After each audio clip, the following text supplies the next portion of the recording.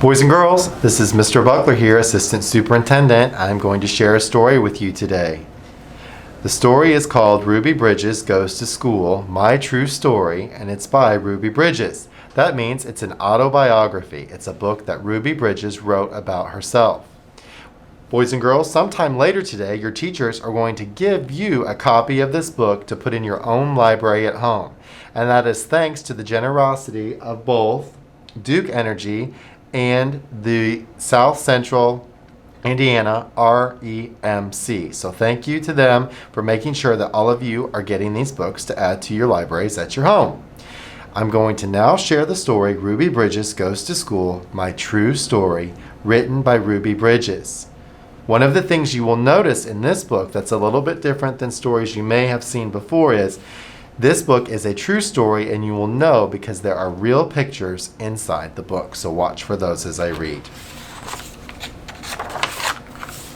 Ruby Bridges Goes to School, My True Story. A long time ago, some people thought that black people and white people should not be friends. In some places, black people were not allowed to live in the same neighborhoods as white people. In some places, black people were not allowed to eat in the same restaurants as white people. And in some places, black children and white children could not go to the same schools. This is called segregation. The United States government said segregation is wrong. People should live where they want. People should eat where they want. And children should go to school where they want.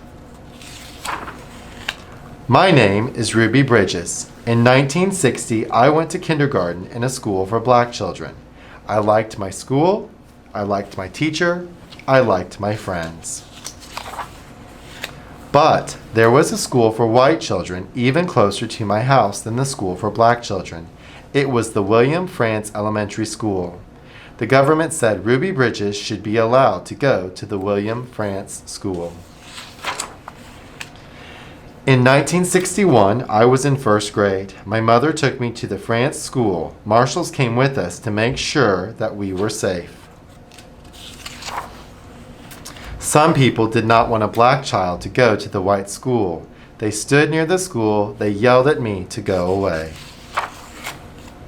Parents took their children out of the school. I was alone with my teacher, Mrs. Henry. I loved Mrs. Henry, and Mrs. Henry loved me. I was a very good student. I learned math, I learned how to read, but I wished the children would come back. Months and months passed. Then one day, children began to come back to school. At last, I had friends to play with. I was very, very happy. Many people have read about me in newspapers and books. A famous writer, John Steinbeck, wrote about me. He wrote that I was very brave. A First Lady, Eleanor Roosevelt, wrote a letter to me. The letter told me that I was a good American. Norman Rockwell was an artist who painted a picture of me. The painting has become very famous. Now I am grown up. I am married. I have children. One day, Mrs. Henry and I were both asked to be on a TV show. That was the first time we had seen each other in many years. Now we talk to each other often. Now, black children and white children can go to the same schools. I like to visit schools. I tell my story to children. I tell children that black people and white people can be friends. And most important, I tell children to be kind to each other. Thank you, boys and girls, for listening to this story about Ruby Bridges, and I want you to remember to always be kind to each other in school and any place you go.